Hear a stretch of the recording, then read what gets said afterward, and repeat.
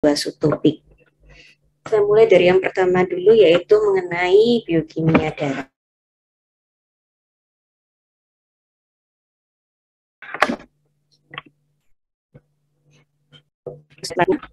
Sudah, Dok. Oke. Saya mulai untuk biokimia darah terlebih dahulu. Yang akan saya bahas untuk di topik darah ini, yang pertama pembagian komponen darah, yang kedua fungsi darah dan protein darah, kemudian proses koagulasi atau proses pembekuan darah ya, kemudian mengenai hemoglobin dan penyakit-penyakit terkait gangguan darah ini, antaranya anemia, thalassemia, dan lain-lain. Volume darah total yang ada di dalam tubuh manusia itu rata-rata sekitar 6 liter, walaupun ini bervariasi ya. Kalau hitungannya per berat badan itu 85 ml per kilogram berat badan. Jadi kalau berat badan Anda lebih banyak dari ini, tentu jumlah volume darahnya ini tentu akan lebih besar, atau 7-8% dari berat badan kita. Komposisi darah itu terdiri atas yang pertama sel darah, dan yang kedua komponen cairan yang ada di darah. Sel darah ini ada eritrosit atau sel darah merah, leukosit atau sel darah putih, dan trombosit atau platelet atau istilah alamnya keping darah. Dan komponen cairannya ini kita sebut dengan plasma darah.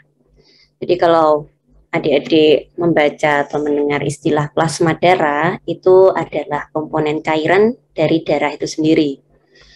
Komponen plasma ini terdiri dari air, kemudian protein, ada beberapa protein darah ya, di antaranya ada albumin, globulin, fibrinogen, dan ada zat-zat lain seperti karbohidrat, vitamin, hormon, enzim lipid, garam-garam, dan zat-zat lainnya. Jadi kalau kita lihat komposisinya per komponen, kita akan melihat seperti ini. Darah itu sekitar 8% dari berat badan kita.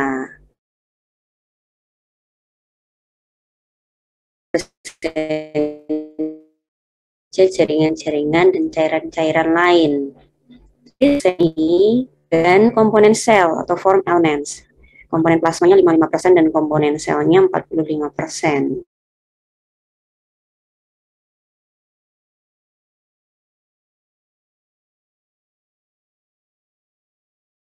Dari komponen plasmanya ini, itu terdiri dari air. Kemudian ada 7% berupa protein. Protein ini walaupun kecil komposisinya dibandingkan komponen airnya, tapi memiliki peranan penting, kurang jumlah ya, yang sering terjadi cairan.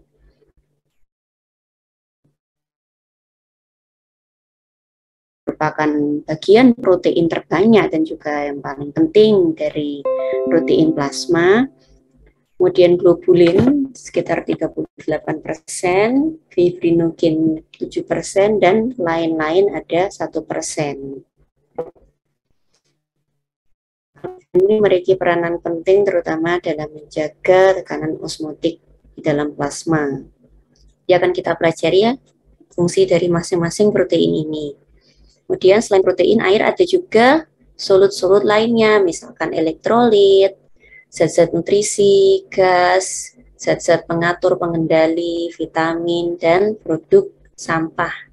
Nanti akan diekskresikan keluar tubuh karena tidak terpakai. Sedangkan komponen selnya, di sini ada 3. Eritrosit, ini yang paling banyak ya, jumlahnya jutaan, 4,8 sampai 5,4 juta. Karena dia yang paling banyak, sehingga mengakibatkan darah kita itu warnanya merah. Memang sebagian besar terdiri dari eritrosit ini. Kemudian ada platelet 150 sampai 400 ribu, dan leukosit 5.000 sampai 10.000. Untuk variasinya, leukosit ini dibagi menjadi beberapa macam sesuai dengan bentuk dan fungsi selnya. Dari leukosit ini yang paling banyak adalah neutrofil 60-70%, Lalu ada limfosit 20-25%, monosit 3-8%, eosinofil 2-4%, dan basofils 0,5-1%. Tentunya masih ingat juga di pelajaran dulu kan ya, apa fungsi dari masing-masing sel darah ini. Untuk platelet ini apa ya fungsinya? Ada yang masih ingat?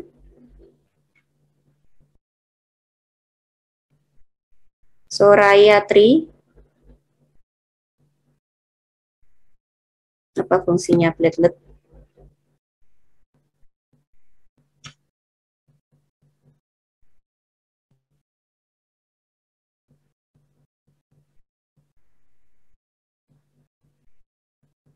SMA dulu kan sudah pernah kan ya. Ade Maya Purwitasari. Iya, Dok.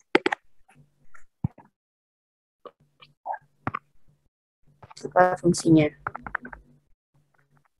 Kameranya kok dimatikan ya?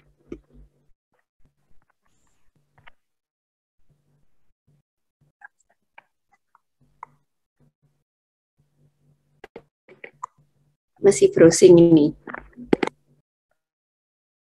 Sudah pernah kan zaman SMA dulu? Kenapa, Dok? Maaf, Dok. Ini loh platelet fungsinya apa? Ada yang tahu? Untuk pembekuan darah, Dok. Ya, terima kasih Syaifuddin. Jadi platelet atau trombosit ini berfungsi untuk pembekuan darah. Jadi menjaga supaya darah kita itu tidak gampang ini ya, bocor, tidak gampang perdarahan. Ini misalnya pada penyakit ini ya, demam berdarah. Penyakit demam berdarah itu kan terjadi defisiensi dari trombosit ini. Trombositnya kan turun sehingga gampang berdarah, gampang mimisan, terus gampang timbul petekie atau merah-merah gitu ya di mana di kulit gitu. Terus perdarahannya juga bisa berupa berak darah, muntah darah. Itu terjadi ketika plateletnya atau trombositnya ini defisit. Contohnya pada demam berdarah itu atau pada kasus-kasus terjadi gangguan pembekuan darah. Kemudian ada leukosit. Kalau leukosit fungsinya apa? Masih ingat? Antibody, Dok. Ya, terima kasih Syaifuddin. Yang lain juga aktif ya. Jadi leukosit ini berperan tidak hanya antibodi ya, tapi untuk kekebalan tubuh secara umum. Kekebalan tubuh itu macam-macam. Nanti kalau kita belajar yang sistem imun ya, salah satunya ada antibodi, terus ada sel-sel leukosit ini masing-masing punya fungsinya sendiri. Ada yang bersifat sebagai makrofag, ada yang langsung sitotoksik merusak sel, kayak gitu. Kemudian yang eritrosit fungsinya apa?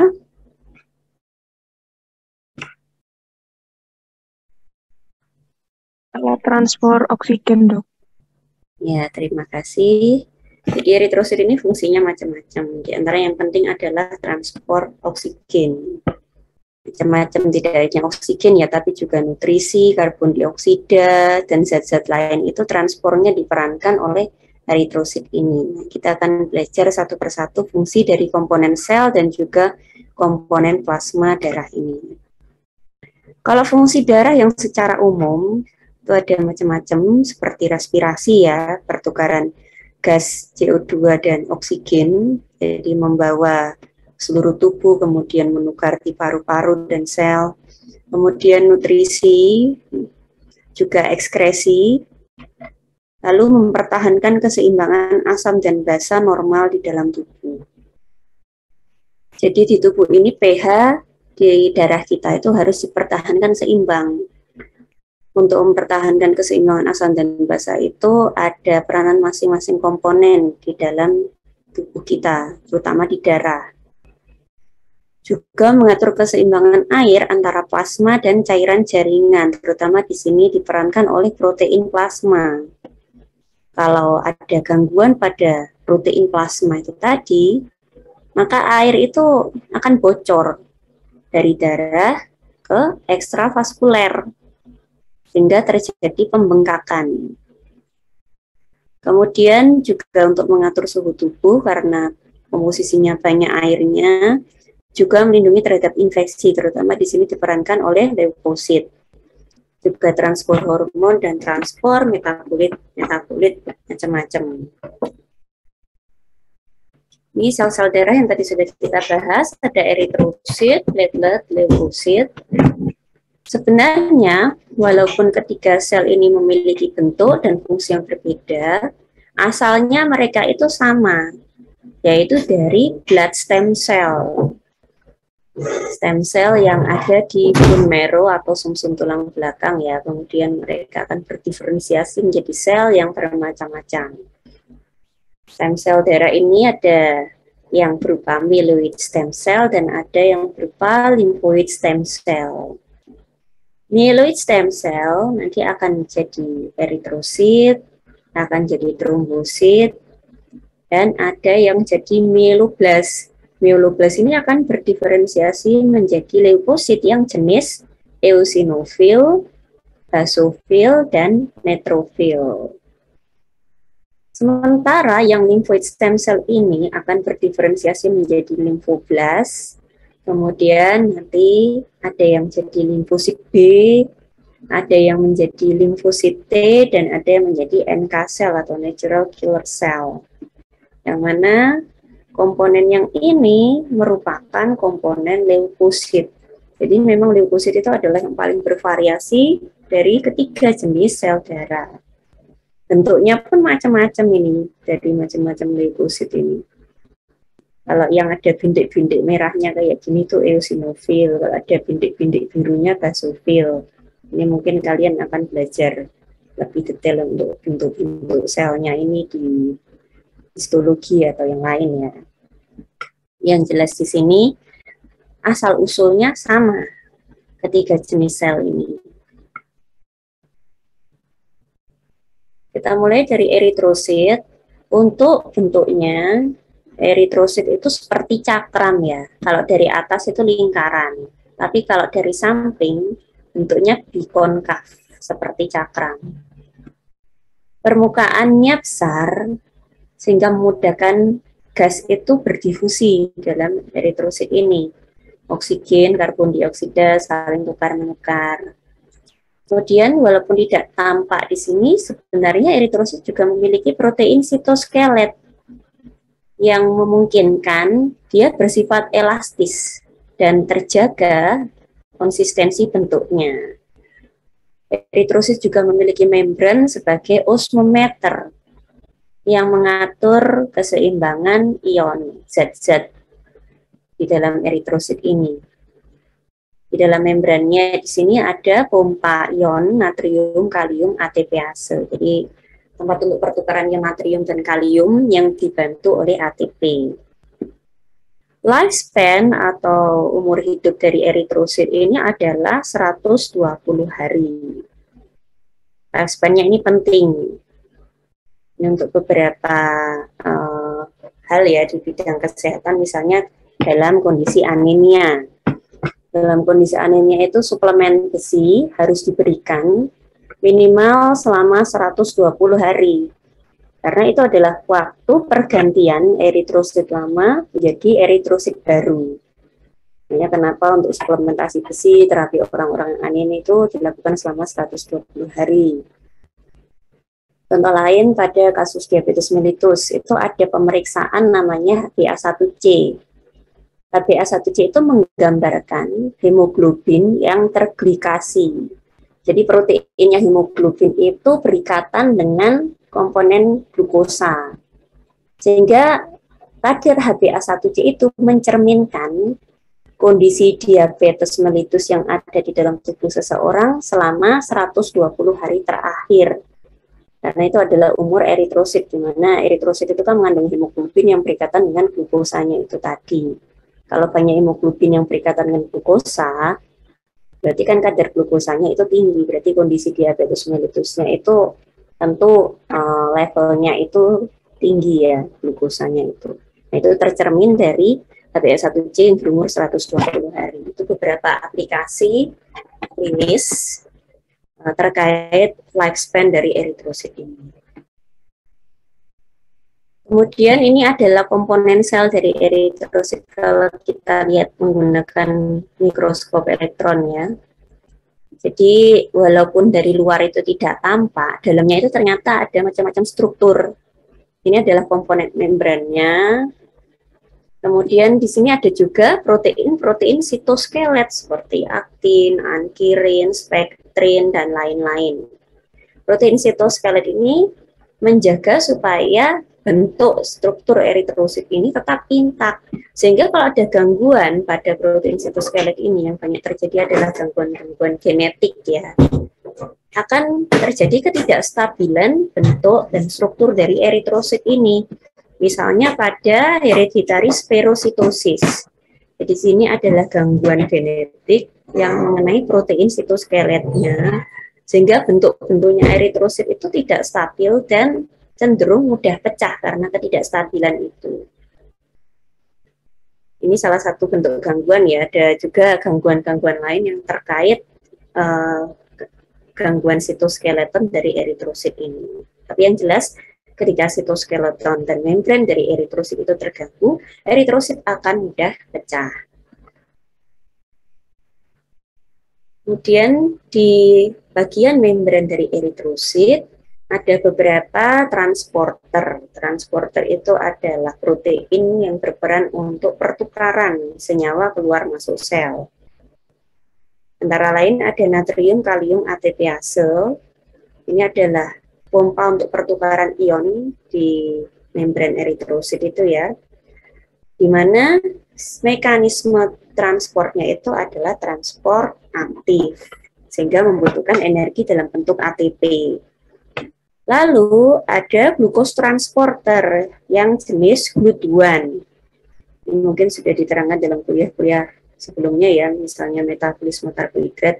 Jadi di sel-sel itu ada transporter glukosa yang jenisnya itu beda-beda di setiap sel. Misalnya kalau di otak itu ada GLUT3, kalau di otot itu ada GLUT4.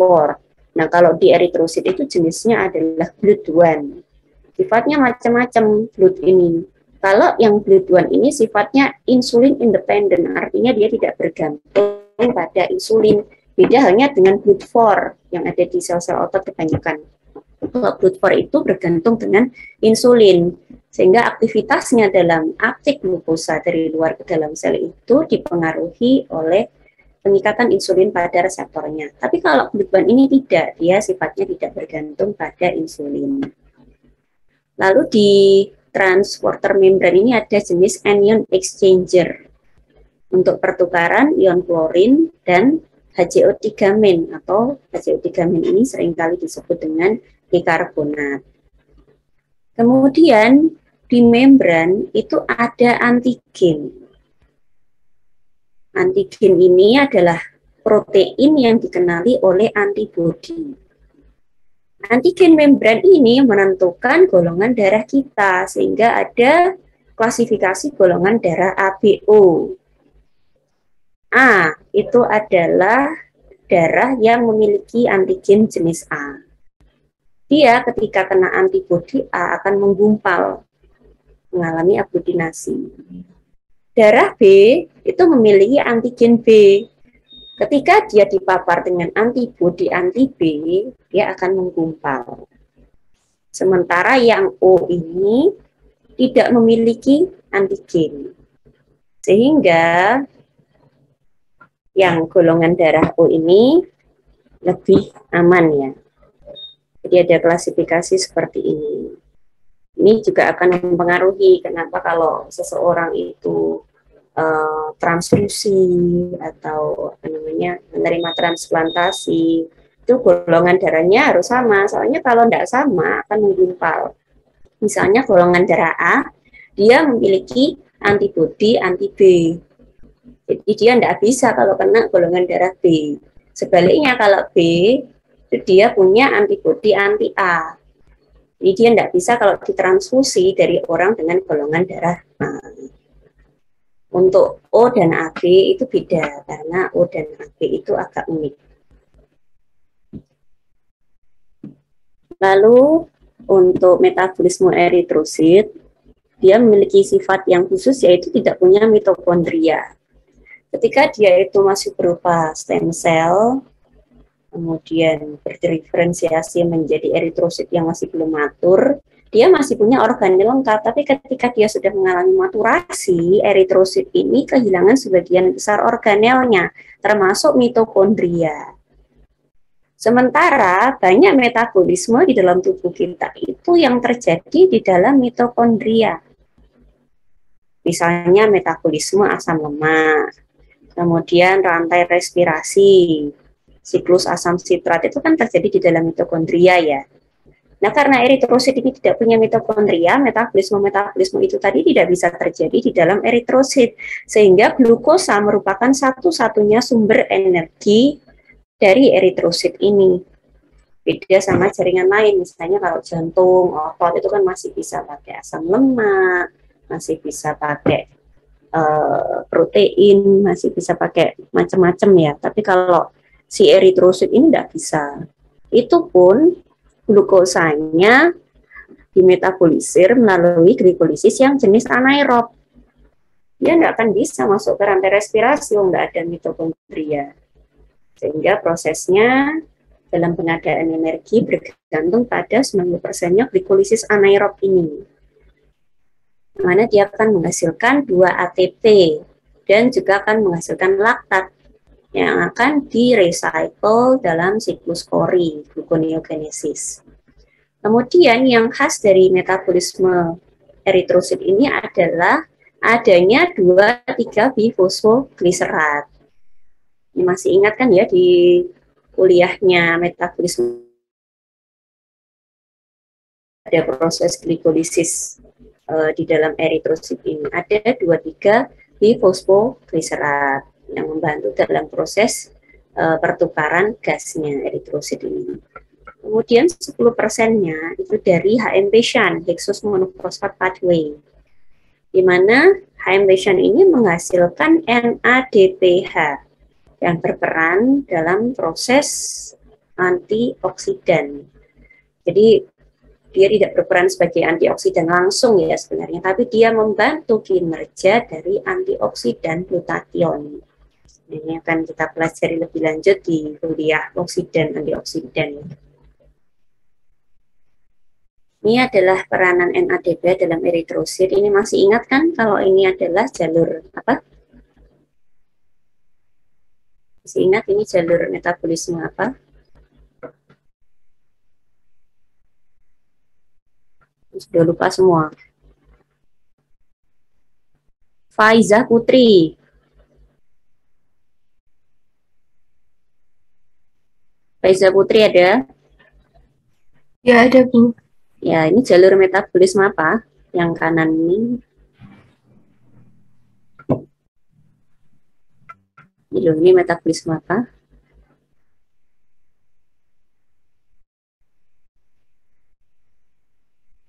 Kan sudah UTS toh ya, masa nggak tahu sih? Jalur yang ini loh, ini jalur apa? Kan ada glikolisis, ada gluconeogenesis, ada glikogenesis, glikogenolisis, ada HMP shunt, ada TCI cycle. Ini jalur apa? Masa nggak ingat?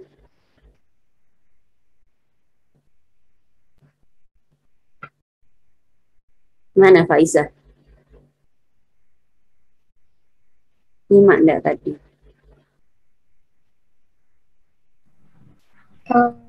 Karbohidrat, Bu. Ya iya, karbohidrat yang mana? Kan banyak. Mungkin yang lain bisa membantu. Evelyn Graciela. Ya, Dok. Ini jalur metabolisme karbohidrat yang mana? Masih ingat? Glikolisis. Glikolisis. Yang lain ada pendapat lain? Metabolisme glukosa, Dok. Iya, yang mana? Kan banyak loh. Udah dapat kuliahnya kan. Karena ada namanya macam-macam itu. Haura Hairunisa. Haura? Iya, Dok. Kalau menurut Anda apa? Jalur ini? Big,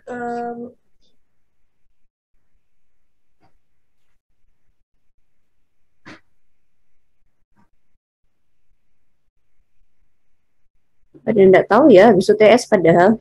Nanti saya bilang ke dokter Emma loh, kalau lupa semua itu materinya, metabolisme karbohidrat. Glukosa 6 fosfat, kemudian 6 fosfoglukonat, NADPH, menghasilkan NADPH. Apa ini jalur apa?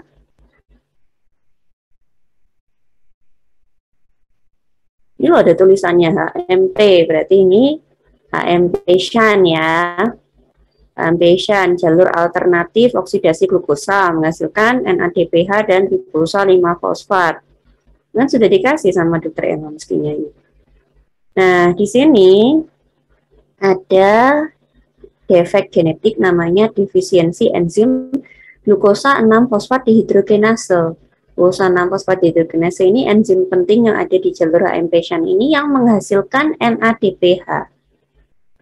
Kalau ada defek pada enzim ini yang seringkali berupa defek genetik ya, NADPH tidak terbentuk. Kalau NADPH ini tidak terbentuk, NADPH tidak bisa membantu mereduksi glutation. Di mana glutation non tereduksi ini akan bisa membantu menetralisir radikal bebas dan oksidan, terutama di sini oksidan H2O2, hidrogen peroksida. Kalau glutationnya tidak bisa tereduksi, oksidannya ini tidak bisa diredam, sehingga oksidannya ini akan mengakibatkan kerusakan oksidatif dalam eritrosit. Eritrositnya membrannya akan mudah pecah, terutama di sini dipicu oleh obat-obatan tertentu, infeksi, fafabin, atau zat-zat lain yang kaya akan oksidan. Nah, karena tidak ada NADPH yang membantu untuk mereduksi glutation ini, eritrosit akan mudah pecah ketika radikal bebas dan oksidan. Jadi penting sekali peranan NADPH di sini yang diproduksi dari proses HMP-shan ini untuk menjaga supaya membran eritrosit ini tetap intak. Kemudian terkait metabolisme eritrosit juga ada siklus pori yang sebelumnya mestinya ada diterangkan juga ini di dalam metabolisme karbohidrat. Pokoknya kalau pada tidak ingat semua nanti saya laporkan dokter Emma ya kalau lupa semua itu materi metabolisme karbohidratnya. Jadi di sini di dalam eritrosit itu tidak punya organel termasuk mitokondria, sehingga sebagian besar metabolismenya itu berupa metabolisme apa tadi?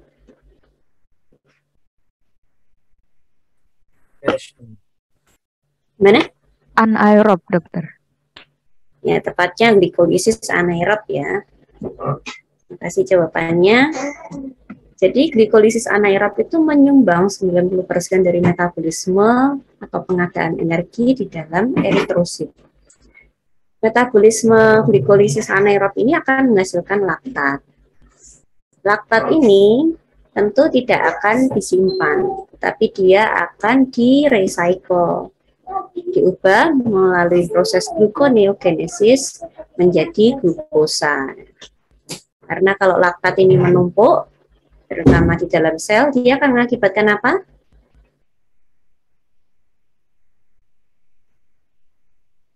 Apa akibatnya kalau laktat ini dibiarkan saja tidak didaur ulang?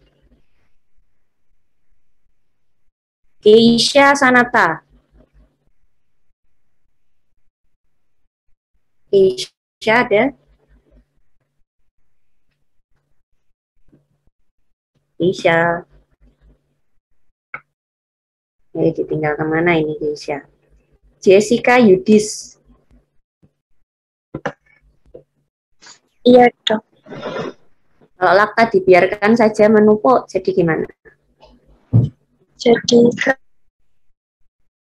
Gimana? Jadi gimana? Tidak jelas suaranya.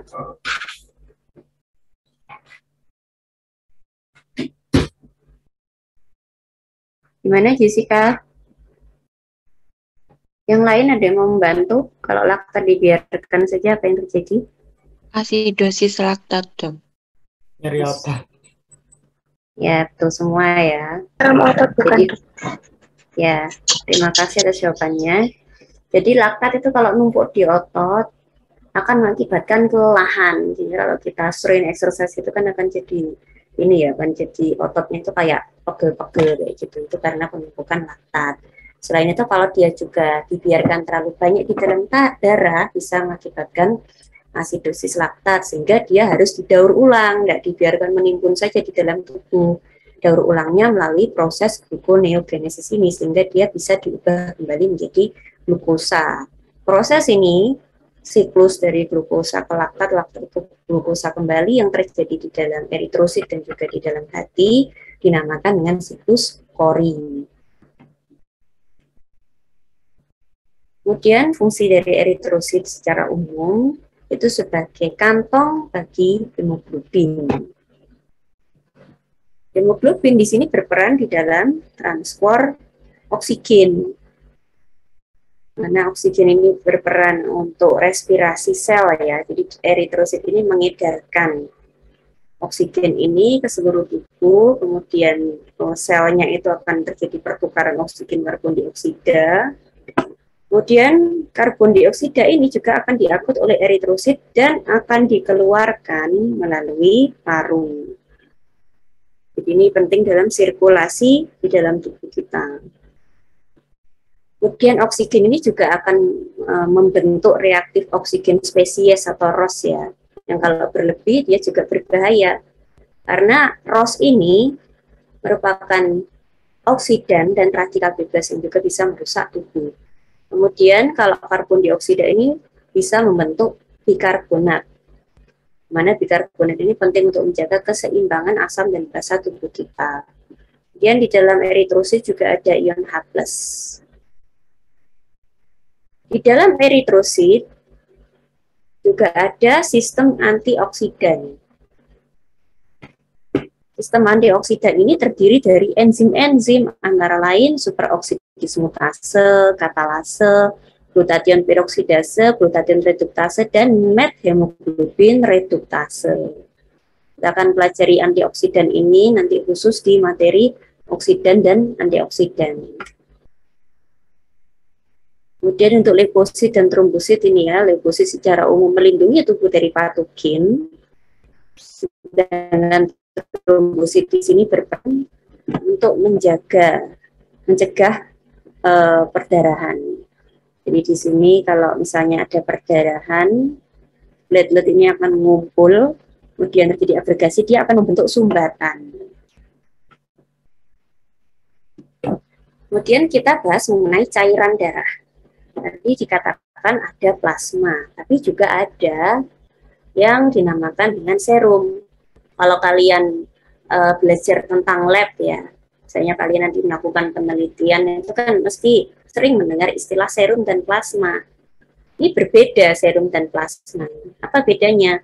Kalau serum itu adalah cairan darah yang bebas dari sel, hanya saja dia tidak mengandung clotting factor, tidak mengandung faktor pembekuan darah. Jadi biasanya untuk tabung mengambil serum ini kita pakai tabung lab yang warna merah. Nah, tidak ada EDTA-nya, tidak ada zat anti pembekuan darahnya, sehingga biasanya nanti kita dapatkan bagian pembekuan darah beserta selnya itu akan menggumpal di bawah sedangkan cairannya di atas. Nah, kita putar sentrifugasi, kemudian kita ambil yang bagian cairannya saja. Itu murni cairan, tidak ada selnya dan tidak ada faktor pembekuan darahnya. Tapi kalau plasma, dia cairan darah yang masih mengandung faktor pembekuan. Sehingga untuk ngambilnya dia harus pakai antikoagulan, yang sering dipakai EDTA atau heparin. Biasanya tabungnya itu yang warna ungu seperti ini. Ini ada EDTA-nya, antikoagulannya, sehingga kalau kita ambil darahnya tidak membeku, masih berupa cairan. Jadi beda. Ada beberapa pemeriksaan yang hanya bisa dilakukan menggunakan serum, ada pemeriksaan lab yang hanya bisa dilakukan menggunakan plasma, tergantung apa yang ingin kita periksa. Misalnya kalau elektrolit, natrium, kalium, ion-ion kayak gitu, itu biasanya yang diperiksa adalah serum. Kemudian untuk plasma itu beda lagi. Ada zat-zat juga yang hanya bisa diperiksa dengan plasma. Jadi tergantung keperluan lab kita apa. Jangan sampai kita salah ambil, pengennya meriksa pemeriksaan yang hanya bisa dilakukan di serum, tapi kita ambil pakai tabung yang ungu, gagal nanti pemeriksaannya. Plasma adalah cairan intravaskuler dengan blood osmotic pressure 20 sampai 25 mm Hg, di mana tekanan ini lebih besar dari tekanan jaringan. Tujuannya apa? Untuk mencegah keluarnya cairan ke ekstravaskuler. Nah, kalau misalnya blood osmotic pressure ini terganggu, cairan itu akan bocor dari darah ke ekstravaskuler. Nanti menumpuk di jaringan-jaringan di interstisial, akan terjadi pembengkakan. Untuk menjaga blood osmotic pressure ini diperankan oleh protein plasma. Protein plasma ini adalah bagian plasma yang utama, terdiri dari protein sederhana atau simple protein dan protein campuran, conjugated atau mixed protein, misalnya glicoprotein atau lipoprotein. Kalau glicoprotein ini berarti proteinnya berikatan dengan karbohidrat. Kalau lipoprotein ini proteinnya berikatan dengan lipid. Sebagian besar protein plasma disintesis di hati. Inilah kenapa kalau terjadi kerusakan atau gangguan pada hati, terjadi juga gangguan keseimbangan cairan ini sehingga terjadi edem. Edem itu bengkak ya. Karena itu tadi penumpukan cairan di interstisial akibat kebocoran cairan dari plasma ke ekstravaskuler. Misalnya pada kasus sirosis hati, kanker hati, itu kalau kalian lihat akan sering ditemukan edem. Fungsi protein plasma antara lain pertukaran cairan untuk mempertahankan keseimbangan osmotik antara darah dan jaringan. Di sini albumin berperanan penting juga sebagai transporter. Jadi albumin ini perannya banyak ya. Dia bisa membantu untuk pertukaran cairan. Selain itu juga ada peranan lain dari protein plasma sebagai buffer. Buffer itu berarti dia membantu untuk menjaga keseimbangan asam dan basa. Karena buffer protein itu juga ada, protein sendiri bisa bersifat sebagai buffer berikatan dengan ion H+ untuk menjaga supaya kadar di dalam darah itu tidak terlalu asam. Lalu juga sebagai cadangan protein tubuh. Pada kekurangan protein, tubuh dapat menggunakan cadangan protein plasma untuk metabolisme. Protein itu kan penting sekali ya bagi tubuh, ada yang bertindak sebagai enzim, sebagai hormon, sebagai protein struktural, misalnya untuk transporter, untuk membran, dan lain-lain. Kalau tubuh itu mengalami kekurangan protein, dia akan mengambil cadangan proteinnya dari protein plasma. Dan juga transport zat-zat yang tidak larut dalam plasma, ya, ini yang penting itu albumin. Ada banyak zat yang tidak bisa larut dalam plasma, entah karena dia sifatnya tidak hidrofilik atau sifatnya itu lebih ke lipofilik. Misalnya asam lemak, kemudian beberapa hormon tertentu, kemudian misalnya bilirubin, itu mereka tidak larut di dalam air, sehingga transportnya di dalam plasma bergantung pada albumin, perikatan dengan albumin. Baru dia bisa dibawa ke tempat yang sasarannya dia. Jadi peranan albumin di sini penting. Albumin adalah bagian terbesar dari protein plasma. Dia adalah protein plasma dengan berat molekul terkecil. Peranannya penting untuk mempertahankan tekanan osmotik. Dia disintesis oleh hati. Karena perannya tadi, dia bisa berperan sebagai transporter protein yang tidak transporter zat-zat yang tidak larut di dalam plasma. Dia bisa mengangkut bilirubin, asam lemak, trace elemen, dan beberapa obat-obatan tertentu. Kalau terjadi hipoalbuminemia, ya ini seringkali terjadi pada kelainan ginjal dan hati. Akan terjadi edem karena tekanan osmotik akan menurun, terjadi kebocoran cairan itu tadi. manifestasinya akan jadi seperti ini. Jadi karena cairan dari darah itu bocor ke ekstravaskuler, numpuk di interstisial, menjadi penumpukan seperti ini. Kalau numpuk di perut, ini namanya asites istilah medisnya. Kemudian kita bisa lihat di tungkainya yang paling sering. Akan terjadi yang namanya pitting edema. Pitting itu kalau dipencet gak mudah balik. Jadi ini kita pencet misalnya, atau ini, habis kita pencet gini, nggak mudah balik. Ini namanya pitting edema. Seringkali terjadi karena kebocoran cairan itu tadi. Entah karena penyakit ginjal, misalnya pada kasus gagal ginjal kronis gitu ya. Atau pada penyakit hati, misalnya sirosis hati. Akan kita sering temukan kasus-kasus yang semacam ini. Ini karena hipoalbuminemia. Sehingga terjadi kebocoran cairan dari plasma ke ekstravaskuler atau ke interstisial. Kalau yang ini namanya apa tadi? Pitting edema, yang ini namanya asites ya. Lalu selain albumin ada juga globulin, protein plasma yang lain. Dia tidak larut dalam air, tetapi larut dalam garam.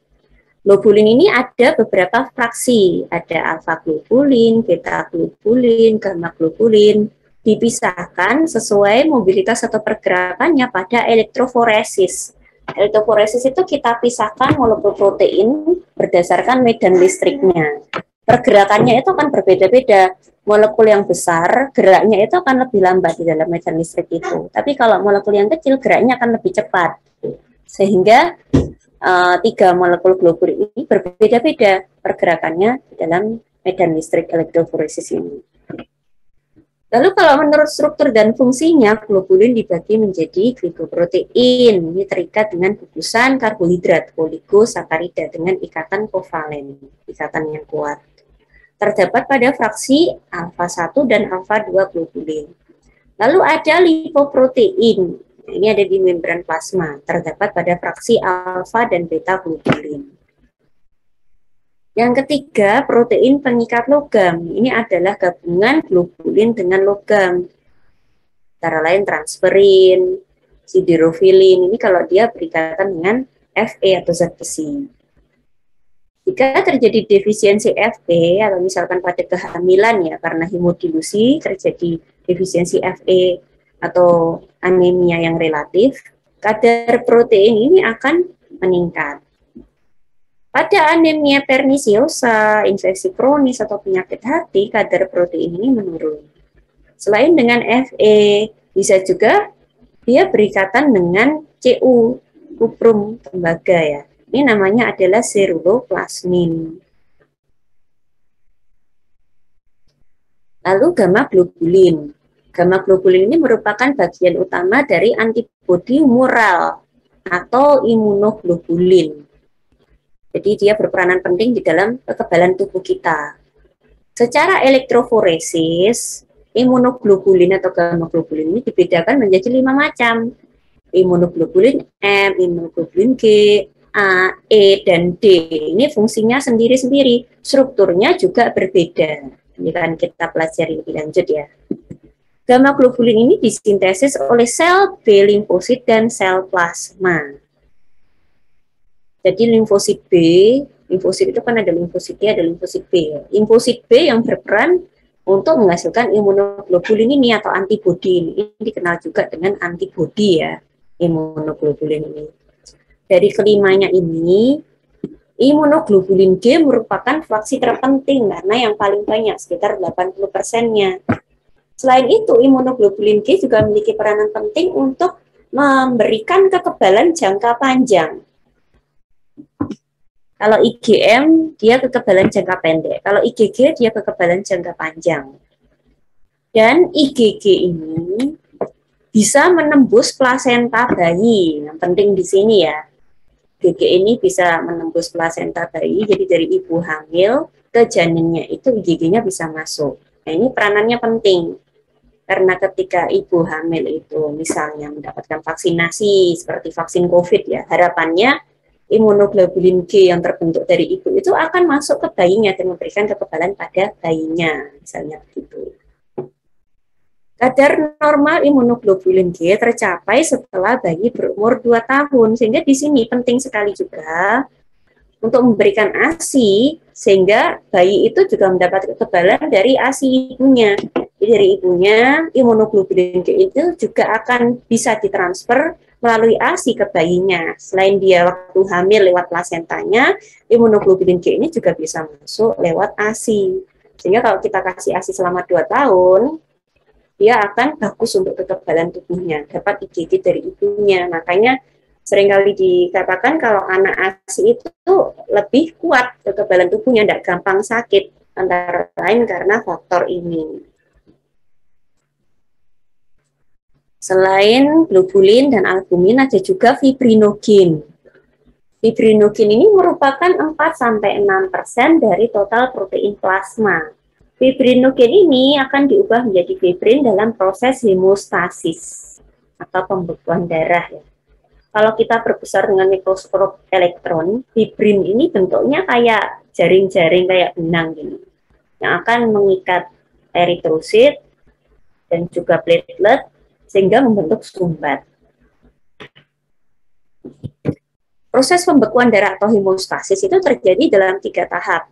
Yang pertama, tahap kontriksi pembuluh darah. Kontriksi itu istilah awamnya mengkeret gitu ya. Kalau dilatasi kan melebar, kalau kontriksi itu mengkerut, menyempit.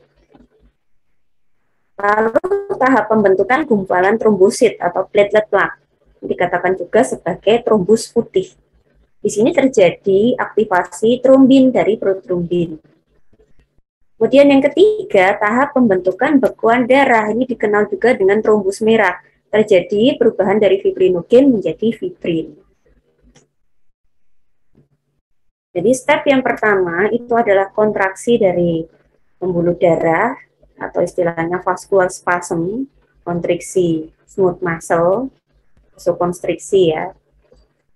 Jadi menyempit gitu pembuluh darahnya. Kemudian step yang kedua terbentuk plak seperti yang tadi itu, awalnya trombus putih terus trombus merah. Jadi di sini kerusakan atau injury pada pembuluh darah ini akan memicu platelet ini untuk berikatan satu sama lain. Platelet akan menghasilkan senyawa kimia yang membuat antar platelet itu lengket dan membentuk platelet plak. Kemudian terbentuk fibrin. Fibrin itu akan membuat anyaman atau jaring-jaring yang memerangkap eritrosit serta platelet di sekitarnya dan akan membentuk sumbat sehingga perdarahan ini bisa terhenti.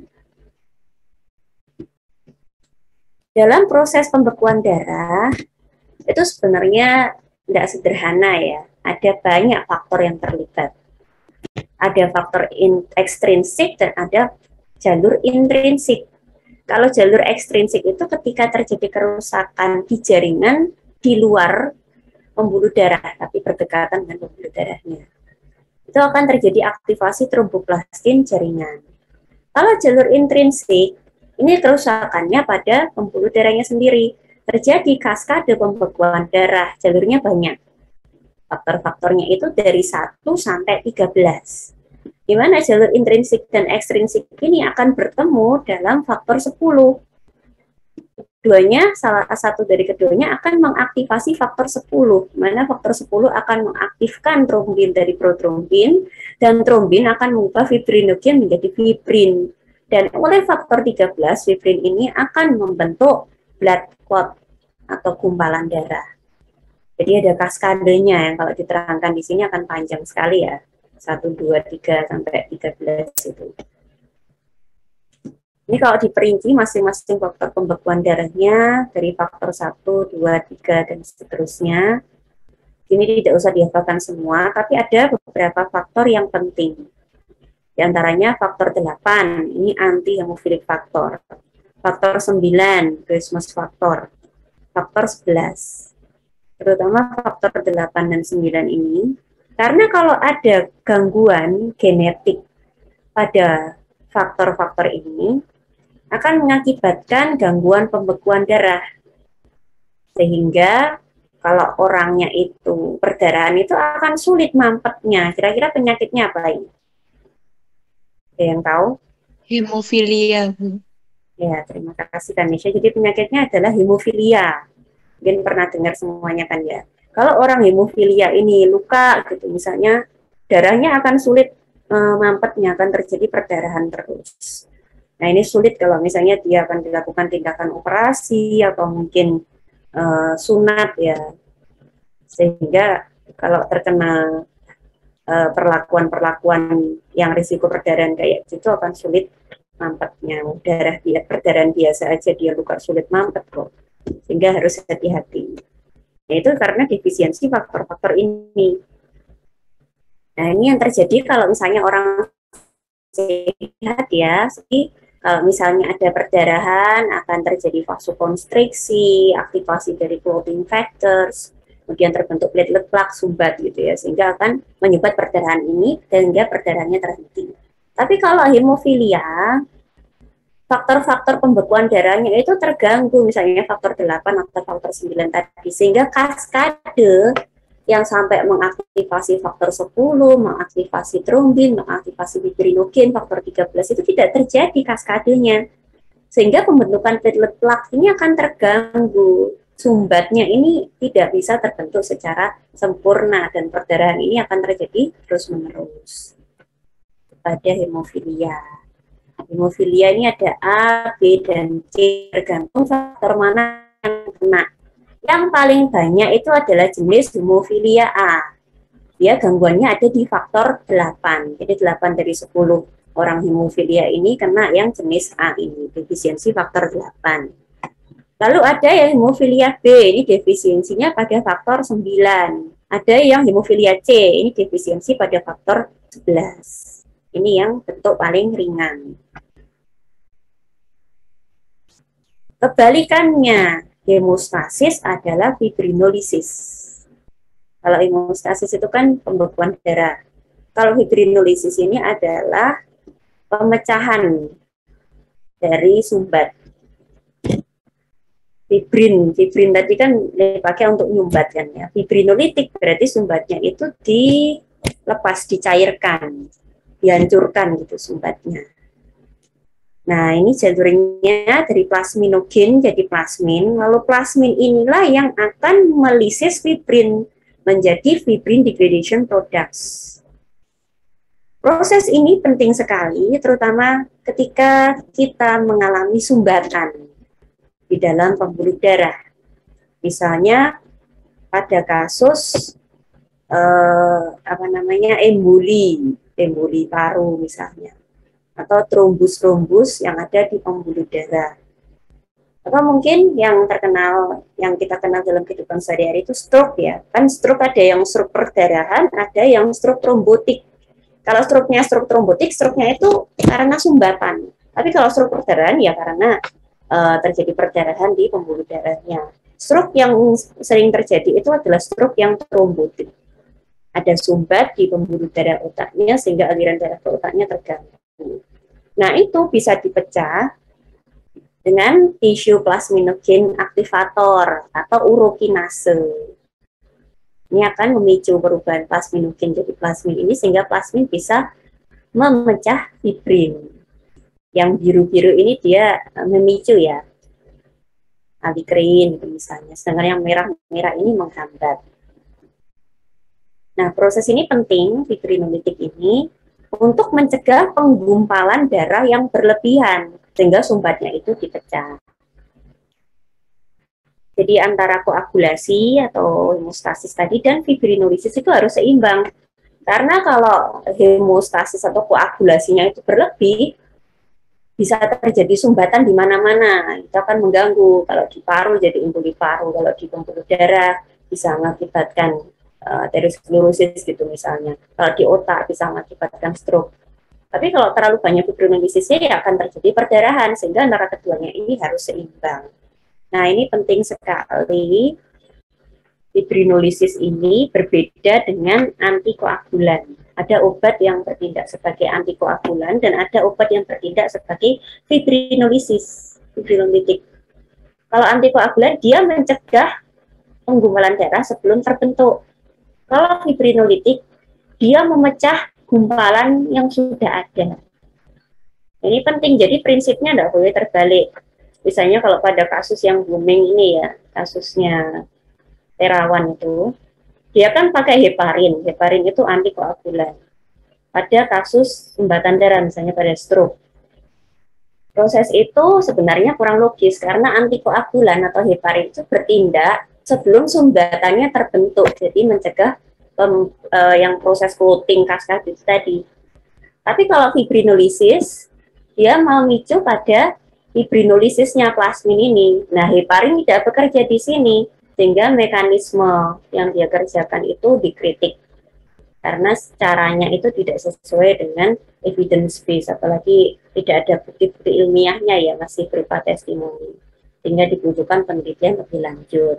Tapi kalau secara teori sebenarnya itu berbeda antara antikoagulan dan fibrinolisis. Antikoagulan mencegah proses kaskade pembekuan darah sebelum terbentuk, fibrinolisis itu memecah ketika sudah terbentuk.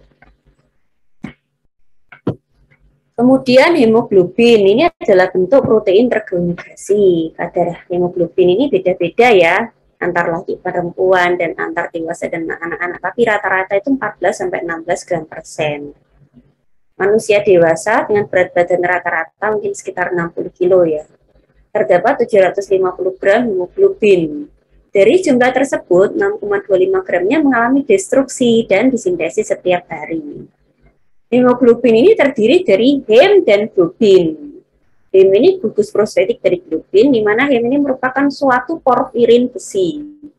Jadi porfirin itu adalah senyawa siklik, di mana tengah-tengahnya itu berikatan dengan logam. Kebetulan kalau hem ini porfirinnya berikatan dengan logam besi. Sementara globin ini adalah protein. Bila darah ditambah oksidan, misalnya KMNO4, KFCN6, nitrit, ozon, FeHb, fero itu akan dioksidasi menjadi methemoglobin. Methemoglobin ini tidak bisa mengangkut oksigen, sehingga fungsinya akan terganggu. Fungsi hemoglobin antara lain antara transport CO2, O2 dalam darah dan juga untuk buffer. Ada yang namanya buffer hemoglobin. Struktur hemoglobin itu hemoprotein. Jadi seperti ini ya, porfirin itu, porfirin terdiri dari cincin dan di tengah-tengahnya di sini ada ion Fe-nya. Sementara globinnya itu yang besar-besar ini. Hemoglobin manusia terdiri dari 4 rantai globin, 2 alfa globin dan 2 beta globin. Yang hemnya itu yang kuning-kuning ini. Nah, pengikatan oksigen itu ada di bagian hemnya. Struktur yang seperti ini terdiri dari 4 subunit globin, dia disebut dengan struktur kuartener, terdiri dari 4 subunit. Hemoglobin ada beberapa macam. Kalau pada manusia dewasa yang sering adalah HbA, ada HbA1 dan HbA2. HbA1 ini alfa 2 beta 2, HbA2 ini lebih kecil. Alfa 2 delta 2. Yang paling banyak adalah yang HbA1 ini. Karena yang paling banyak alfa globin dan beta globin. Kalau yang HbA2 ini hanya sekitar 2% dari hemoglobin dewasa. Kalau bayi, bukan bayi, janin. Kalau janin beda. Janin jenis hemoglobinnya adalah fetal hemoglobin atau HbF. Janin itu berarti kan masih di dalam perut ibunya ya, kalau bayi kan sudah lahir. HbF ini terdiri dari rantai alfa 2 dan gamma 2. HbF ini memiliki afinitas terhadap oksigen yang lebih tinggi dibandingkan dengan HbA, sehingga peranannya besar sekali dalam proses transport oksigen ketika dia masih di dalam perut ibunya. Karena kondisinya kan berbeda ya, tekanan parsial oksigennya antara di luar dan di dalam perut. Sehingga di dalam kondisi plasental, PO2 yang lebih rendah, HbF ini akan membantu untuk mengikat oksigen dengan lebih kuat. Tetapi ketika bayinya sudah lahir, HbF ini akan mengalami lisis dan digantikan oleh HbA secara bertahap. Kalau HbF ini lisisnya terjadi secara berlebih, kadang-kadang terjadi hemolisis, jadi bayinya kuning. Tapi itu masih dalam kondisi yang fisiologis, karena normal ketika bayi lahir itu terjadi hemolisis, HbF ini digandingkan dengan HbA. Kalau ada gangguan dari rantai globin ini, bisa terjadi beberapa kelainan, misalnya alfa atau beta talasemia. Kalau talasemia alfa yang terganggu rantai alfa, kalau talasemia beta yang terganggu rantai beta. Ada lagi HBS, ini anemia sel sabit, sickle cell anemia. Bukan HbA yang terbentuk, tapi HBS. Ada lagi congenital methemoglobinemia, HbM. Kalau mempelajari kelainan darah itu sebenarnya ada banyak ya, macam-macam hemoglobin yang mungkin terbentuk pada kelainan-kelainan darah. Talasemia ini tadi ada talasemia alfa dan beta, lalu ada anemi, berkurangnya kemampuan darah membawa oksigen. Antara lain penyebabnya genetik, kekurangan zat gizi, misalnya zat besi, folat, B12.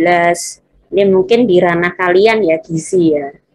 Ya, kalau ada pasien anemi, kemudian tahu penyebabnya apa, misalnya penyebabnya karena kekurangan zat gizi, tentu diberikan terapi sesuai kekurangan zat gizinya itu.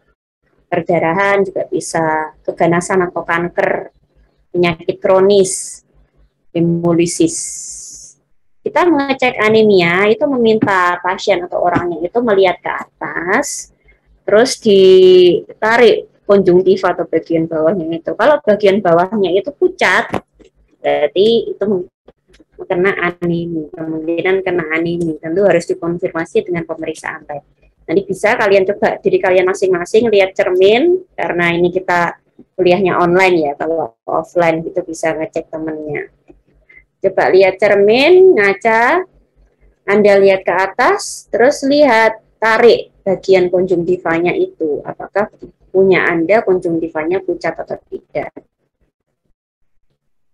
Anemia sendiri adalah suatu keadaan di mana kadar hemoglobin dalam darah kurang dari normal, yang berbeda untuk setiap kelompok umur dan jenis kelamin. Kalau laki-laki HB kurang 13, kalau perempuan HB kurang dari 12. Untuk anak sendiri berbeda-beda. Kalau kurang dari nilai-nilai ini, diklasifikasikan sebagai anemia. Yang paling banyak di negara berkembang termasuk di Indonesia itu adalah jenis yang anemia defisiensi besi, defisiensi Fe. Yang seringkali jadi concern adalah pada populasi berisiko, misalnya pada ibu hamil, kemudian pada bayi yang menerima ASI eksklusif, apalagi kalau ibunya dari hamilnya kurang besi, dia tidak pernah mengkonsumsi suplementasi besi, terus dikasih ASI, gimana zat ASI-nya itu kurang zat besi. Akan terjadi seperti lingkaran setan ya. Ibunya anemi, anaknya anemi, nanti dia besar anemi, dan akan berputar-putar seperti itu. Anak-anak dan remaja, terutama putri ya, karena wanita itu kan tiap bulan mengalami perdarahan, menstruasi, sehingga lebih rentan untuk mengalami anemia. Proporsinya cukup besar di negara kita. Nah, ini harus diputus. Ini peranan kalian juga sebagai ahli gizi nanti, supaya anemi ini tidak tinggi prevalensi atau angka kejadiannya. Penyebabnya macam-macam ya. Bisa penyebab tidak langsung, penyebab langsung.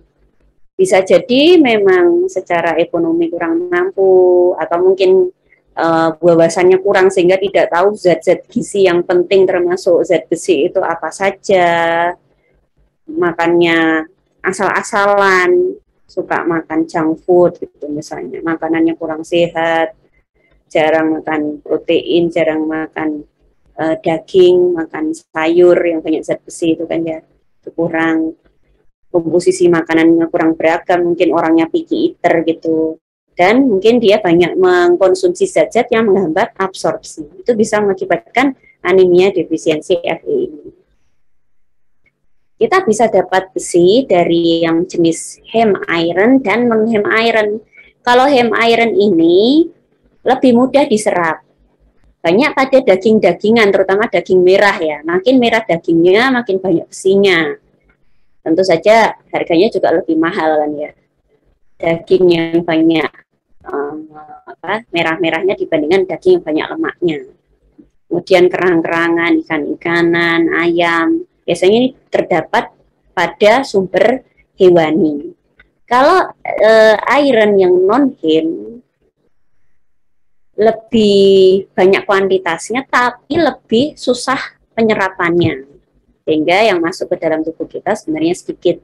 Sumber-sumber non-heme ini banyak didapat dari sumber nabati, misalnya kacang-kacangan, kemudian buah-buahan, sayur-sayuran hijau. Kalau di kita yang sering itu kan bayam gitu ya.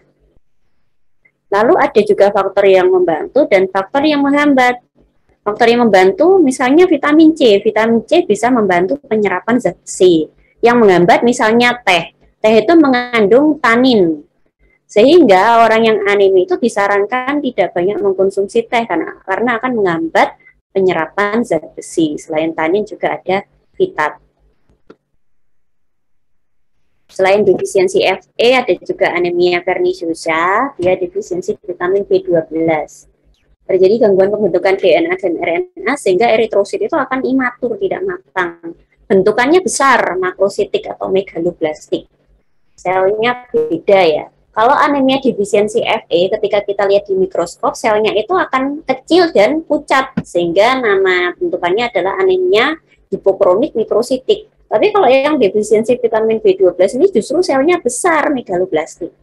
Terapinya tentu vitamin B12 replacement yang banyak pada produk hewani. Ada juga anemia defisiensi folat, ini juga bentukannya besar, megaloblastik. Ini eritrosit normal, ini eritrosit yang megaloblastik anemia. Terjadi gangguan pembentukan DNA juga, sehingga dapat menyebabkan neural tube defect pada anemia defisiensi folat ini. Oke, mungkin itu untuk darah. Ada yang mau ditanyakan sebelum kita beranjak ke yang sistem imun?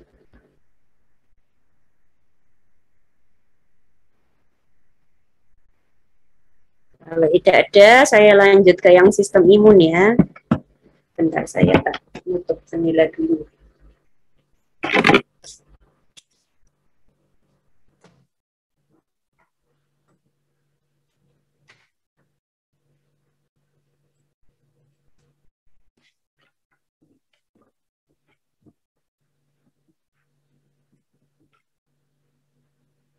Kita lanjut ke yang sistem imun. Apakah sudah terlihat ya? Ya, Dok. Ya, Dok. Oke, terima kasih. Jadi sistem imun ini sebenarnya masih agak berkaitan dengan darah, terutama yang berperan banyak di dalam sistem imun ini adalah leukosit. Ada pendahuluan, innate immunity, adaptive immunity, imunisasi, inflamasi, dan alergi. Kita kenal dulu istilah-istilahnya dalam sistem imun. Imunitas itu adalah reaksi terhadap bahan asing. Bisa fisiologis, ini normal, bisa patologis, ini yang abnormal. Lalu ada imunogen. Imunogen ini adalah bahan yang ketika masuk ke inang dapat menimbulkan stimulasi respon imun dari inang. Dia bisa mengikat antibodi atau sel imun sehingga dapat dideteksi di dalam tubuh sel inang. Lalu ada antigen. Antigen itu mirip imunogen. Hanya saja antigen ini lebih spesifik karena hanya mampu berikatan dengan antibodi. Kalau imunogen secara umum bisa berikatan dengan sel inang yang lain. Tapi kalau antigen ini hanya bisa berikatan dengan antibodi. Antibodi ini adalah protein hasil stimulasi dari antigen yang mampu mengikat antigen tersebut sebagai bentuk dari respon imun inang. Untuk sistem imun sendiri adalah sel-sel dan molekul-molekul dalam sistem jaringan yang bekerja pada imunitas. Kalau respon imun itu adalah reaksi atau responnya dari sel-sel dan molekul-molekul tersebut yang saling berkoordinasi dan bisa memberikan respon spesifik tertentu. Imunitas secara umum dibedakan menjadi dua. Yang pertama adalah imunitas alami, dikenal juga dengan natural immunity atau innate immunity. Sifat dari imunitas alami ini tidak spesifik, tidak bisa membedakan benda-benda asing atau senyawa-senyawa, bahan-bahan asing, patogen-patogen asing yang masuk ke dalam tubuh. Sifatnya tidak spesifik. Sistem imun alami ini meliputi barrier fisika kimia, antara lain kulit, lapisan mukosa, kemudian sel fagosit yang ada di dalam darah dan jaringan. Ada NK cell, natural killer cell. Kemudian molekul-molekul lain seperti komplement, interferon, C-reaktif protein atau CRP, lisozim, sitokin, dan lain-lain. Yang kedua adalah imunitas spesifik atau acquired immunity, specific immunity. Ini adalah respons spesifik terhadap imunogen, dan karena sifatnya spesifik ini, dia juga memiliki kemampuan untuk merespon terhadap paparan bahan asing tersebut. Berikutnya, dia punya sifat memori. Specificity, dia bisa membedakan antara dirinya sendiri dengan bahan asing, dan bahan asingnya khusus. Jadi kalau misalnya patogen A masuk, dia akan dikenali oleh imunitas spesifik ini. Kemudian memori. Ketika ada bahan patogen A yang masuk untuk kedua kalinya, dia akan bersifat responsif dan akan meningkatkan respon untuk paparan antigen kedua tersebut. Jadi responnya akan lebih kuat. Dia juga memiliki kemampuan untuk meregulasi dirinya sendiri. Imunitas spesifik ini dibedakan menjadi imunitas humoral dan imunitas seluler. Imunitas humoral ini diperankan oleh limfosit B yang akan memproduksi antibodi. Imunitas seluler ini diperankan limfosit T yang terdiri dari T helper. T helper ini ada T helper 1 dan T helper 2 dan juga T sitotoksik. Ini adalah gambaran mekanismenya. Yang kiri ini adalah imunitas innate ini.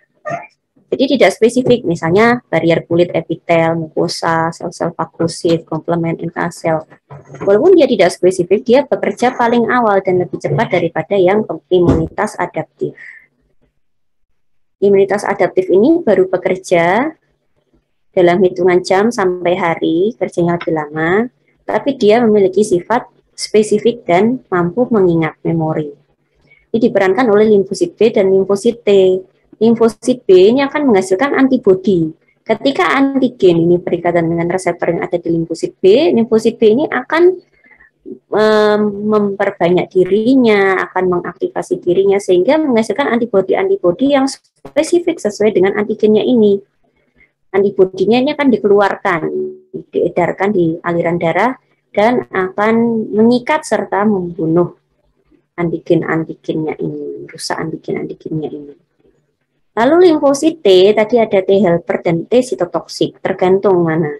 Kalau T helper, dia membantu kinerja sel-sel lain ya, misalnya makrofag atau yang lain. Tapi kalau limfosit T sitotoksik, dia bisa langsung merusak sel yang mengandung patogen atau mikroba tersebut.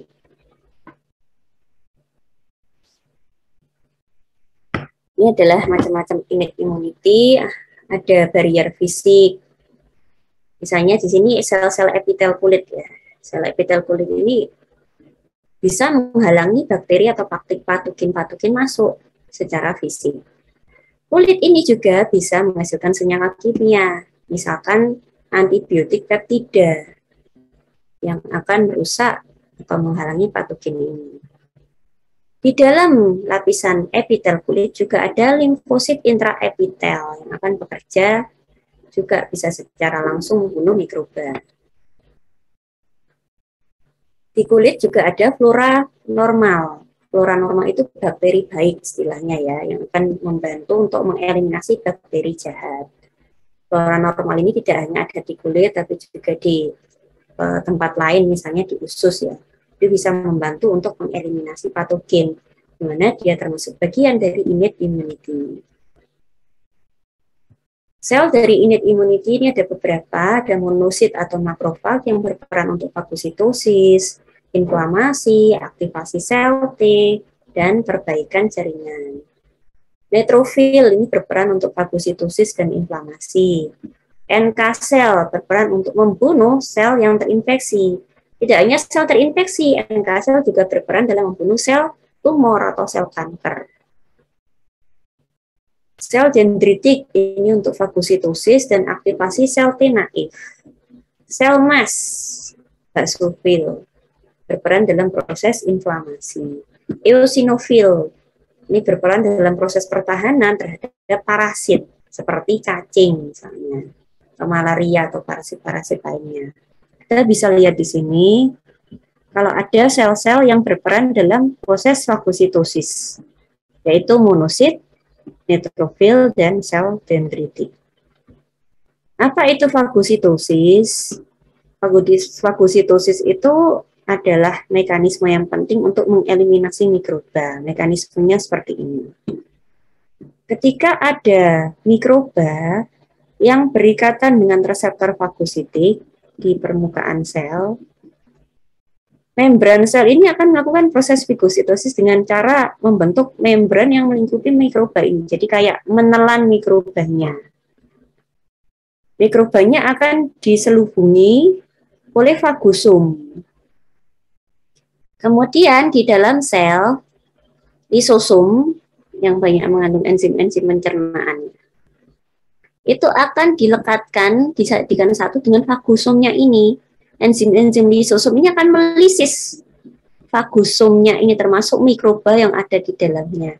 Selain itu, mikroba ini juga akan dibunuh oleh reaktif oksigen.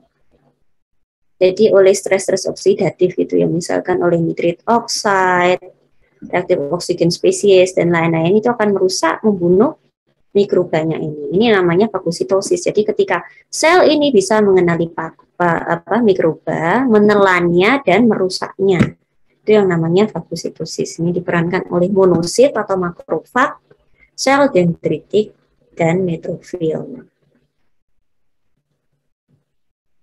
Kemudian innate immunity itu saling berkesinambungan dengan adaptive immunity, karena sinyalnya innate immunity itu akan memicu adaptive immunity. Karena adaptive immunity, sel B atau sel T ini membutuhkan dua macam sinyal untuk aktivasi. Sinyal yang pertama itu ketika reseptor antigen berikatan dengan antigen dari mikroba. Sinyal yang kedua itu sinyal yang berasal dari molekul innate immunity yang diinduksi oleh mikroba. Kedua sinyal ini akan merangsang proliferasi dan diferensiasi dari limfosit untuk adaptive immunity. Ini sinyal pertama, tadi antigen recognition. Sinyal kedua ini dari innate immunity. Lalu adaptive immunity. Adaptive immunity tadi kan ada sel T dan sel B. Sebenarnya keduanya berasal dari lymphoid stem cell yang sama di sumsum tulang belakang atau bone marrow.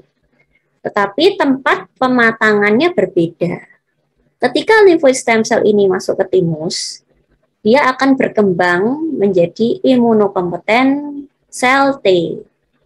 Ketika dia masuk bone marrow, dia akan berkembang jadi imunokompeten sel B. Jadi sebenarnya T sama B-nya ini adalah tempat maturasinya. T-nya ini timus, B-nya ini bone marrow. Yang akan menentukan jadi sel apa dia nanti.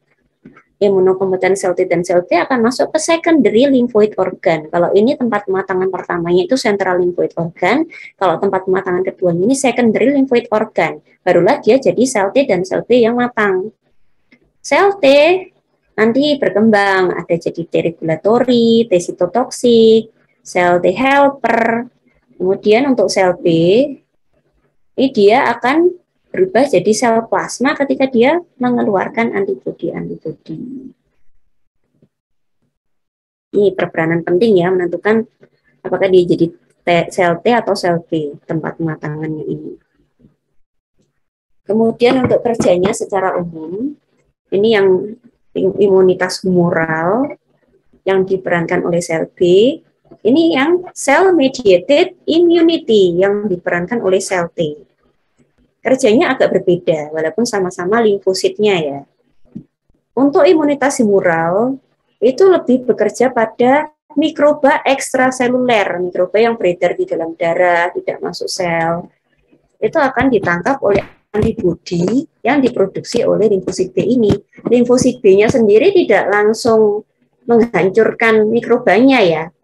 Tapi ketika dia reseptornya ini berikatan dengan antigennya mikroba, dia akan menghasilkan antibodi. Antibodi inilah yang dilepaskan di dalam plasma dan menetralisir atau mengeliminasi mikroba yang ada di dalam plasma atau ekstraseluler ini. Tapi kalau cell mediated immunity, dia bekerjanya di dalam sel.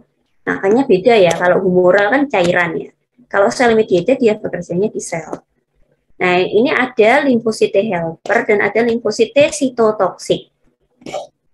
Limfosit T helper ini bekerja pada mikroba yang difagositosis oleh makrofag.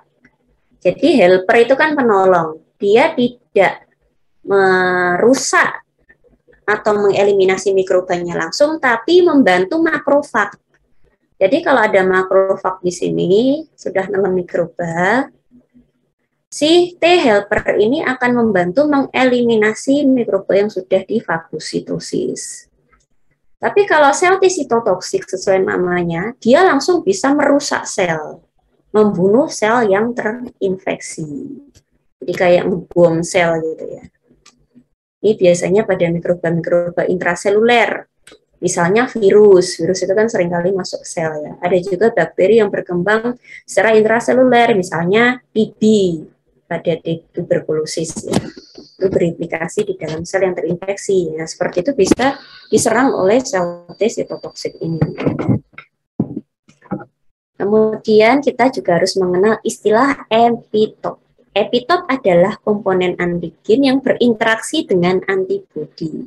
Jadi ini adalah antigen yang dimiliki oleh mikroba. Antigen ini punya epitop.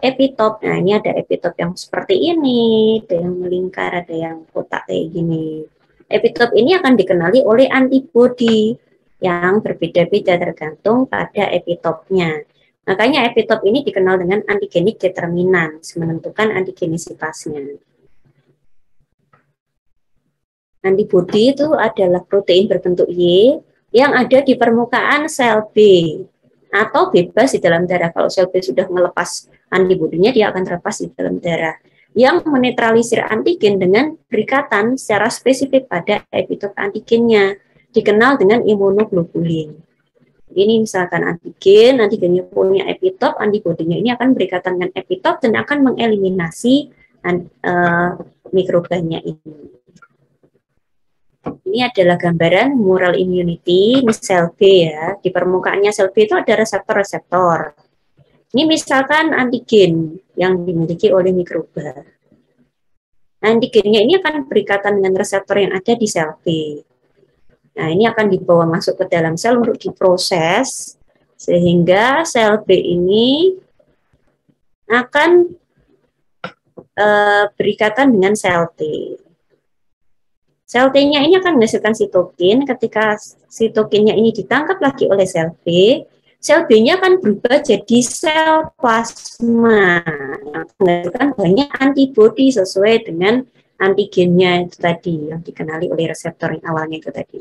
Antibodinya ini akan dilepaskan ke dalam darah dan akan mengikat antigen-antigen yang dimiliki oleh mikroba di dalam plasma. Gambarannya seperti itu. Sel T-nya di sini terutama sel T helper ya. Jadi sel T helper itu dia membantu sel B dan juga membantu makrofag. Antibodinya ini ada 5 macam tadi itu, ada IgA, IgD, IgE, IgG, IgM, sifatnya beda-beda. IgA ini untuk kekebalan mukosa. IgD ini adalah reseptor dari reseptor antigen dari sel B naif. Jadi ketika sel B tadi di awalnya ada reseptor itu tadi ya mengenali antigen, itu adalah IgD. Lalu IgE ini berperan dalam proses hipersensitivitas atau alergi. Selain itu IgE juga berperan terhadap pertahanan terhadap parasit, terutama parasit cacing. IgG ini berperan dalam kekebalan jangka panjang. Kemudian berperan juga dalam kekebalan fetus dan neonatus ya.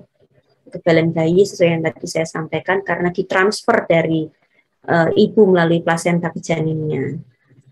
IgM ini berperan dalam kekebalan jangka pendek. Lalu untuk imunitas seluler, ini dimediasi sel T limfosit dan dibagi jadi sel T sitotoksik dikenal dengan CD8, CD8, dan sel T helper yang dikenal dengan CD4. CD4 ini seringkali mengalami defisiensi atau kekurangan pada penyakit apa? Ada yang tahu? Masih fokus nggak? CD4 seringkali turun jumlahnya pada penyakit apa? Selva intinan. Ada selva.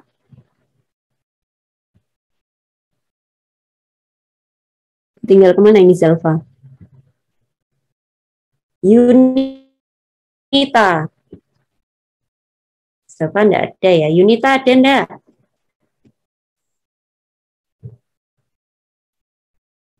Unita enggak ada juga. Saya itu enggak sukanya ngajar online itu kalau gini. Panggil-panggil anaknya nyaut, ini ditinggal kemana aja. Ada yang tahu CD4 itu turun jumlahnya pada penyakit apa? Ya, terima kasih. Terima kasih sudah menjawab. Jadi CD4 ini turun jumlahnya pada penyakit HIV. Makanya orang-orang dengan HIV itu terjadi kondisi imunokompromis, imunodefisien. Jadi gampang sakit orangnya. Diare tidak sembuh-sembuh, sakit apa nggak sembuh-sembuh. Karena memang kekebalan tubuhnya terganggu, terutama di CD4-nya. Untuk CD8, cytotoxic T-cell, itu memiliki reseptor yang namanya MHC class 1, Major Histocompatibility Complex class 1. Dia akan mengenali antigen endogen, sehingga dia bisa mengeliminasi atau membunuh sel-sel yang terinfeksi atau bahkan sel kanker. Untuk CD4, dia reseptornya adalah MHC class 2, dia akan mengenal antigen eksogen yang akan mengaktifasi sel T limfosit. Seperti tadi ya, dia membantu untuk mengenali sinyal dari sel B, kemudian mengirimkan sitokin untuk mengaktifkan antibodi, dan juga dia membantu kerja dari makrofag untuk mengeliminasi mikroba yang sudah difagositosis oleh makrofag. Ini gambaran dari sel T CD8. Jadi ini sel apapun ya, kemudian di dalamnya ada mikrobanya, karena memang dia targetnya mikroba atau patogen intraseluler. Di dalam sel itu akan protease yang ada di dalam sel akan menguraikan protein yang dimiliki oleh mikroba menjadi peptida. Peptida ini akan dipresentasikan oleh MHC class 1, ditangkap oleh reseptor sel T sitotoksik. Sel T sitotoksik akan menghasilkan sitotoksin yang akan mengaktifkan sinyal Fas dan Fas ligan. Fas miliknya sel yang terinfeksi, Fas ligan punyanya sel T CD8. Kemudian Fas dan Fas ligan ini aktivasinya akan mengakibatkan kerusakan atau istilahnya kayak ngebom ya dari sel yang terinfeksi itu, itu. Sehingga sel berikut patogen yang ada di dalamnya akan dirusak, dibunuh. Namanya sitotoksik, merusak sel. Beda lagi dengan CD4. Kalau CD4 tadi selain membantu kinerja dari sel B, dia juga membantu makrofag. Jadi misalnya ini patogen yang difagositosis oleh makrofag. Kemudian di sini akan dilisis ya, dan akan dipresentasikan oleh MHC ke sel T CD4. Sel T CD4 ini akan menghasilkan sitokin, TNF-alpha, interferon gamma, interleukin 2 yang sifatnya sitokin proinflamasi yang akan menyebabkan kerusakan dari makrofagnya ini berikut dengan patogennya. Jadi summary-nya itu seperti ini. Ketika ada antigen yang dibawa oleh patogen ya tentu saja. Yang pertama bekerja adalah innate immune system, sistem kekebalan alami. Sistem kekebalan alami selanjutnya akan memicu sistem kekebalan adaptif. Ya, di sini ada sel B, ada ada apa namanya sel T helper, ada sel T sitotoksik.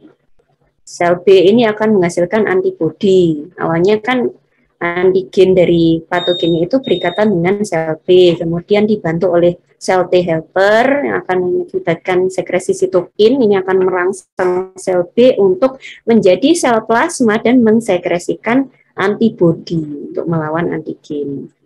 Lalu sel T helper juga membantu makrofag mengeliminasi makrofag ini yang sudah memfagositosis antigen.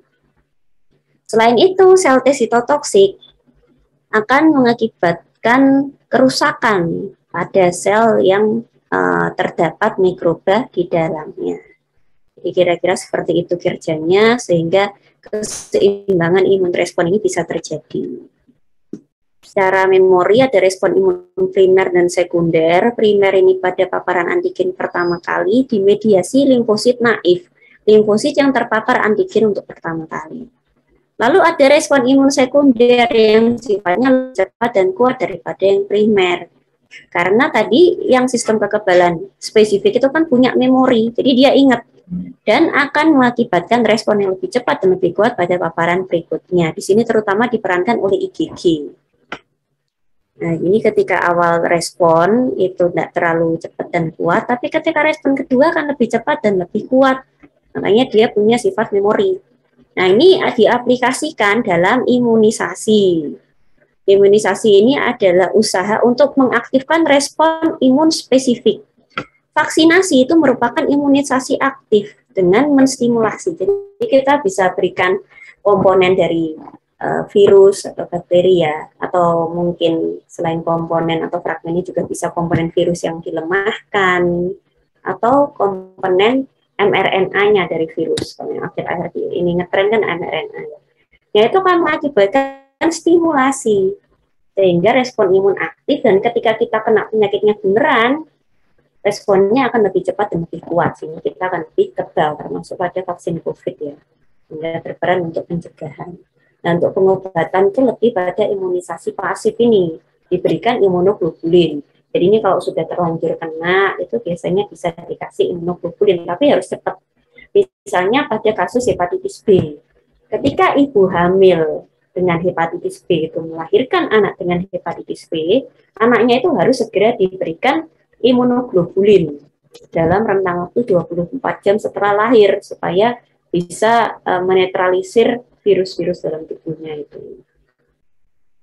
Jadi ini gambarannya yang primer, sekunder, yang sekunder lebih kuat ya. Makanya kenapa imunisasi itu penting untuk merangsang respon imun dan mencegah kita terkena penyakit. Atau kalaupun kita itu sakit, sakitnya akan lebih ringan daripada yang tidak mendapatkan vaksin karena respon imun kita sudah terlatih.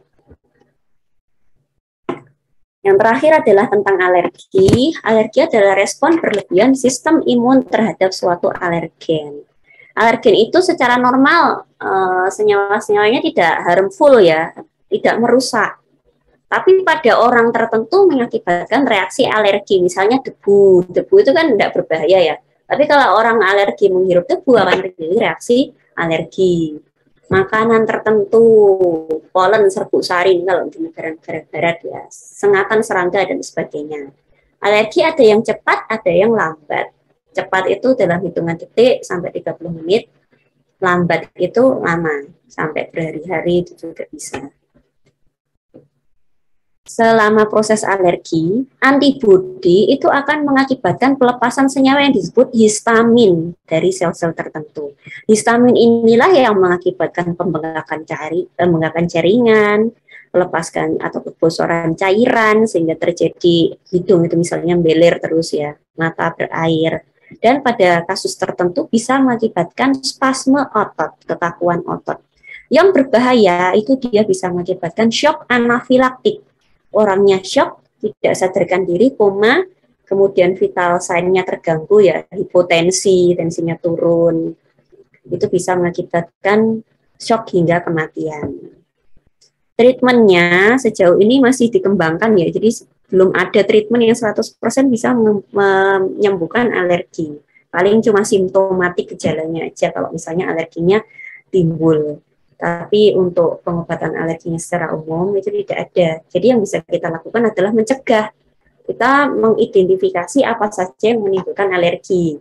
Kalau makanan ya dicek orangnya alergi apa saja, termasuk ketika kalian nanti merekomendasikan formulasi makanan ya tentu dicek apakah orangnya punya alergi atau tidak. Kalau orangnya shock, dikasih epinefrin atau adrenalin. Kalau orangnya mempunyai gejala ya, misalnya gatel-gatel, hidung berair, atau beler terus gitu ya, itu bisa dikasih antihistamin untuk mengeblok histaminnya ini, sehingga tidak mengakibatkan gejala-gejala ini. Jadi proses sekresi histamin atau proses alergi itu seperti ini. Awalnya pada paparan pertama, alergennya ini memiliki antigen yang akan merangsang sel B atau sel plasma untuk menghasilkan antibodi jenis IgE.